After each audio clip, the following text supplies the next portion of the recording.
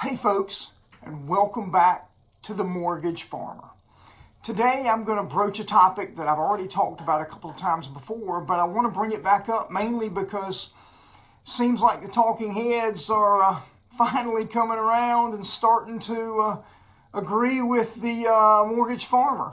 5 weeks ago or so, I did a video on here. It's one of my first videos where I talked about what I see in the economy, and that despite the Fed and many national economists saying that there was no signs that recession was coming, I disagreed, and I said that in a video.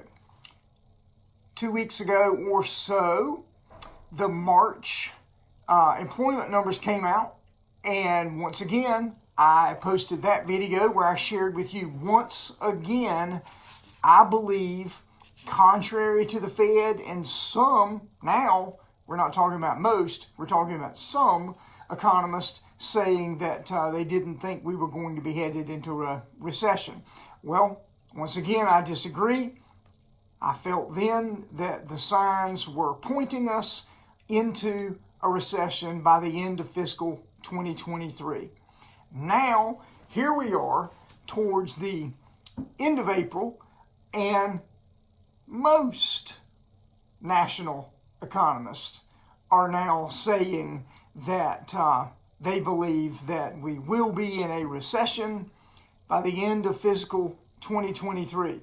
I had quoted in an earlier video Dr. Gerald Cohen from the UNC Kenan Flagler Business School. I had quoted Dr. Mike Walden from NC State University, the chief economist there, and both of them were finally coming around and looking at the signs and saying that we may be headed for inflation. And even more so now, there's been a few more articles that have come out that have quoted those two individuals with more clues. So let's dig into some of those clues. So for the better part of the past year, politicians and economists and financial professionals have been trying to thread a needle from 100 yards away with a semantics debate about whether we were going to be in a recession. Now, the reason for, I say, a semantics debate and such is because they don't want to speak it into existence. And I understand that we do run the risk when we talk about it, if it's talked about enough, it can be spoken into existence. And that is one of the reasons that our politicians and even our national economists are reticent to jump in and say that the recession is coming for sure, because they don't want it to become a self-fulfilling prophecy. So that's something that we've got to pay attention to. First, let's talk about what is the definition of a recession. There's really two. The one that is kind of a standard is 2 consecutive quarters of a reduction in the GDP, gross domestic product. That is one that is accepted by many economists.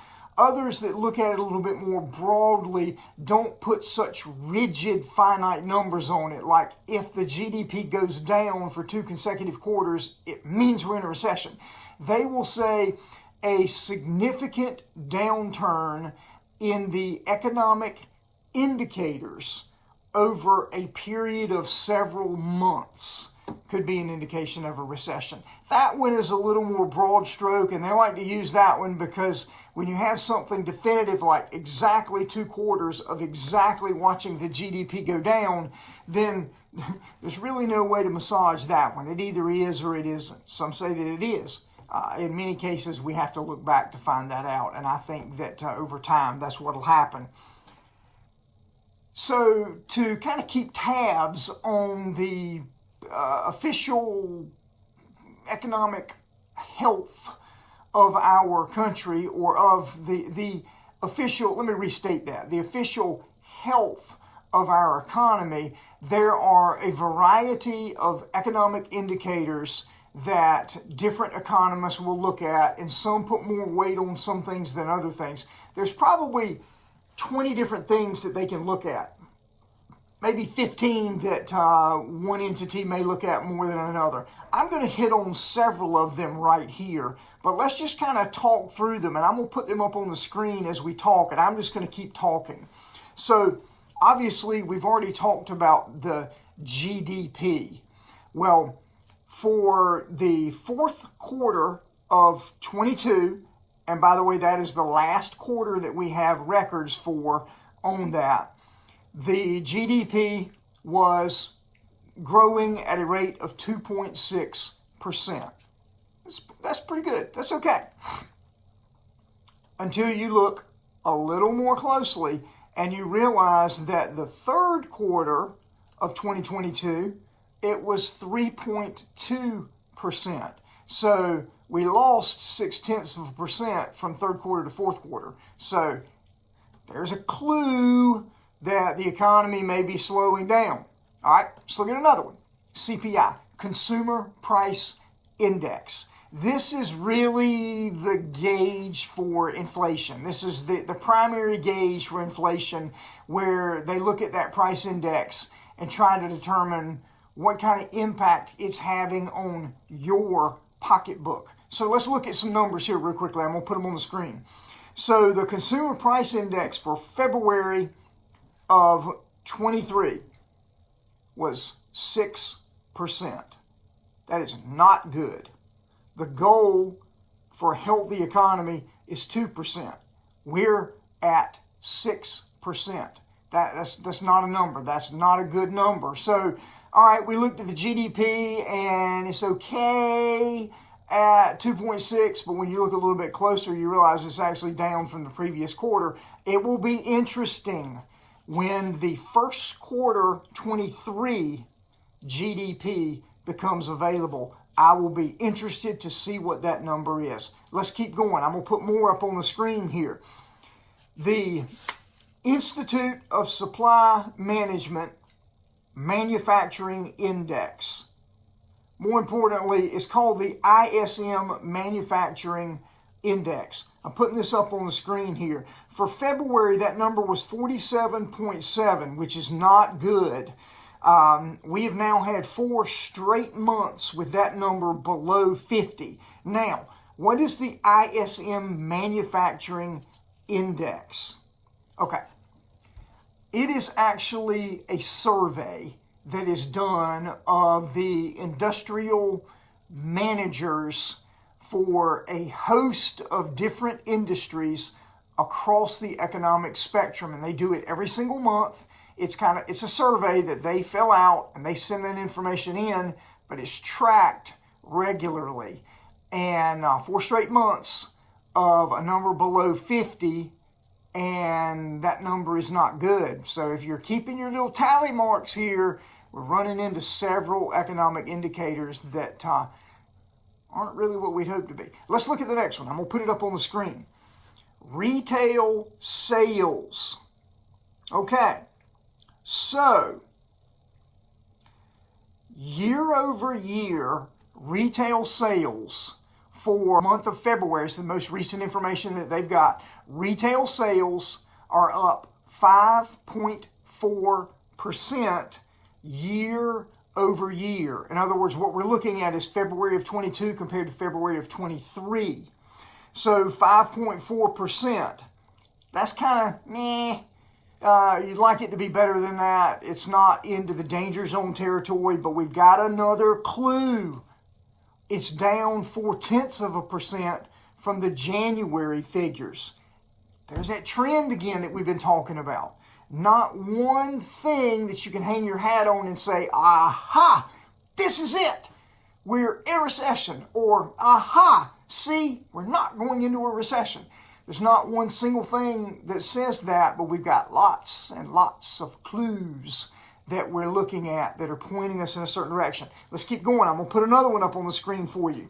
the Treasury yield curve. Now, this is an interesting one. Let me talk to you about this very quickly. So what we do is they compare the 2-year to the 10-year Treasury yield, and they take a look at that. Well, we've got something funny going on right now in the financial sector, and if you have been to your local bank recently, you've seen it. I myself... You were in a 4G, inverted dive with a MiG-28. Certificates of deposit not too long ago, and the typical way this works is the longer the period of time that you will agree to commit your money to an institution, a longer CD, the greater the rate of return. It's not working like that right now. The short-term certificates of deposit were offering a higher yield, in some cases as much as 2 percentage points higher than a 24-month, 30-month, 36-month certificate of deposit. Well, that Treasury yield curve that they looked at, the 2 versus the 10, same thing was happening. We're in what's called an inverted curve, and short-term yields are greater than long-term yields. And folks, that is not good. Look at this. I'm going to put it up on the screen. So basically the curve is it's a negative 0.59% between the 2-year and the 10-year, and that's just not good. You may have heard the saying back in old coal mining days, they would send a canary in, and the canary would kind of test the air quality. And in the old days, that's how you would find out if it was safe to go into the coal mine. Hence the phrase "canary in the coal mine." Well, this Treasury yield curve is a canary in the coal mine.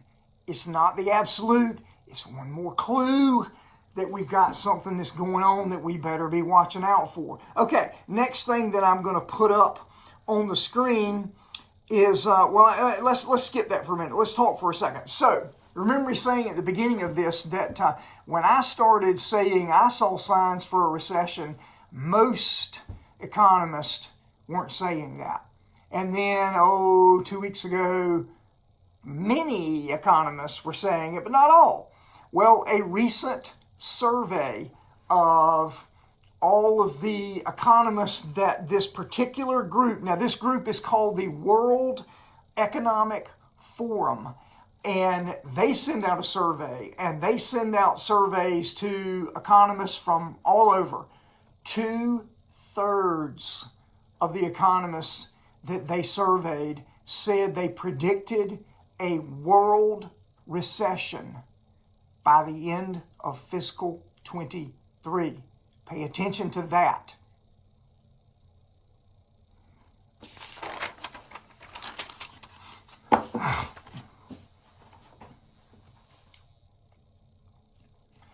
Okay, so we've got the world economists chiming in. Let's go back to the more regional and local economists. I've already mentioned that I did a video some time ago, and I quoted Dr. Gerald Cohen and also Dr. Mike Walden. Both of those individuals have come out recently with comments that are leading us to believe that a recession is probably something that we're not going to be able to avoid. Let me put up on the screen this quote, and this comes from a gentleman named Chris Watling. He is from Longview Economics, and his comments, and I quote, are pretty compelling and brutally bad indicators. Okay? Now, all right, so that was Chris Watling. Now we're going to add him to Dr. Gerald Cohen and Dr. Mike Walden. We've got Chris Watling. Now I'm going to give you another one. Let me put this one up on the screen for you. Michael Antonelli, the Director of Private Wealth Management for a financial services firm called Baird, says, anytime inflation has been this high, we have a recession. There aren't a lot of historical reference points to give hope to a soft landing. Now, this is my analogy, not his, but it's like when we're watching the Olympics and we all become skating experts or gymnastics experts for those few nights where we're watching and we're riveted to the screen watching to see what the athletes are doing, and you hear someone talk about sticking the landing. Well, the general consensus here is that, right, remember at the very beginning of this video, I said that they were trying to thread a needle from 100 yards away by trying to talk lightly about this recession. Well, what we're talking about here is the Federal Open Market Committee, the entity that is raising the federal funds rate and trying to get a hold of inflation, is trying to thread a needle from 100 yards away.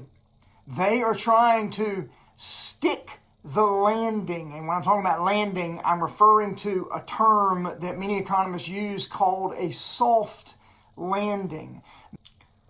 I don't wish for a recession, but I will tell you this. When these things happen, like they have happened, it is difficult to envision a scenario where we don't go into a recession. And if you're looking for the silver lining in all of this, the housing market is not doing well at the moment. Interest rates on mortgages are higher than they have been in 15 years, probably 20 years. And there's not a lot of good going on from a housing standpoint. But when we see this recession begin to materialize, one of the first things that we often see the Fed do is begin lowering interest rates. Because what do they want to do? They want to stimulate the economy. They want to encourage spending. They want to see manufacturing and industry begin to grow their infrastructure. All these things that they're looking for. But one of the ways that they can do that is they can make it more affordable by lowering those interest rates. Let's go buy some cars. Well, let's go buy new appliances for our house. Well, I'm not saying we do these things. I'm saying that the Federal Open Market Committee, that is something that they look at when they're trying to get that GDP to turn itself around and begin growing again. One of the ways that they can do that is if homeowners begin buying appliances, then that puts the manufacturing people back to work. And it puts the retail sales back up again. Same thing with housing. When those rates fall, it makes home ownership more affordable, which is an offshoot. So that's what we're looking for here. Again, I don't wish it, but a lot of times something like this will happen. We have seen it before. We saw it in 99 and 2000, and then 2001, 2, 3. We had really, really low interest rates. We saw it again in 2008, 2009, and then 10, 11, 12, we had really attractive interest rates again. Now, COVID was a different thing altogether, but obviously we saw really low rates there, but that was more of really trying to jumpstart the economy because the economy just shuttered itself in a matter of weeks. So that's a little bit different. But the point is, we've seen this before, and every time it happens, recession I'm talking about, we almost always see rates fall, housing becoming more affordable, and we start seeing people get back out there and helping to regrow that economy. Let's hope that we see that again. I hope you've liked this video. I'm sorry if it was long-winded. Hopefully it's educated you a little bit. But more than anything, I hope you've liked it. I hope you will hit that like button. And once again, please, if you haven't already, hit that subscribe button for me so that we can grow our traffic here at Mortgage Choice.